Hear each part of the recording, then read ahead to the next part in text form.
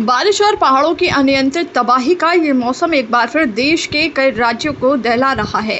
पहाड़ों से लेकर मैदानी इलाकों तक हर जगह जल और मिट्टी का कहर इंसानी जिंदगियों को निगल रहा है।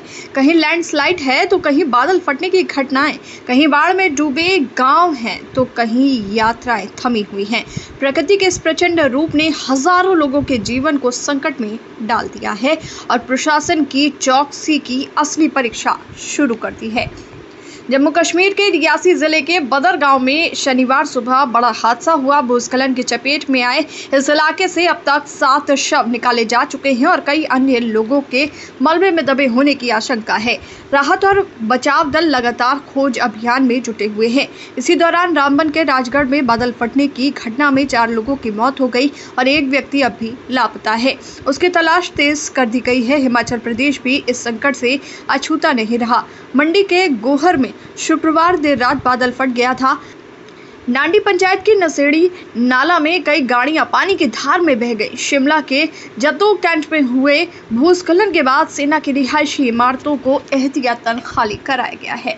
मैदानी इलाकों की स्थिति भी बेहद भयावह है। पंजाब में अमृतसर और पठानकोट समेत 8 जिलों में बाढ़ ने तबाही मचा दी है।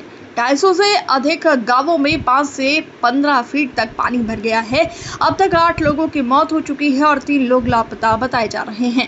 उधर उत्तराखंड के पहाड़ी जिलों चमोली, रुद्रप्रयाग, टिहरी और बागेश्वर में शुक्रवार को बादल फटने की घटनाओं ने भारी तबाही मचाई है। यहां 5 लोगों की जान चली गई और 11 लोग अभी लापता हैं।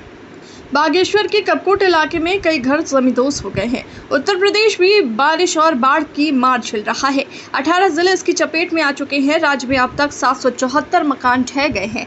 वाराणसी में गंगा के जलस्तर के बढ़ने से 84 घाटों का आपसी संपर्क टूट चुका है। धार्मिक आस्था का बड़ा केंद्र जम्मू कश्मीर का कटरा भी प्रभावित है, जहाँ भारी बारिश और लैंडस्लाइड की वजह से वैष्णो देवी यात्रा लगातार 5 दिन से ठप पड़ी है।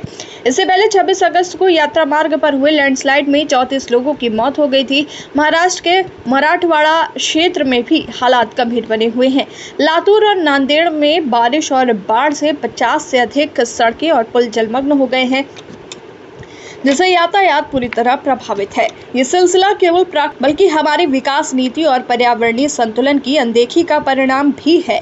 लगातार हो रहे भूस्खलन, बादल फटना और बाढ़ केवल मौसम का उतार चढ़ाव नहीं है, बल्कि चेतावनी है कि प्रकृति से छेड़छाड़ का जवाब अब और भी कठोर रूप से मिल सकता है।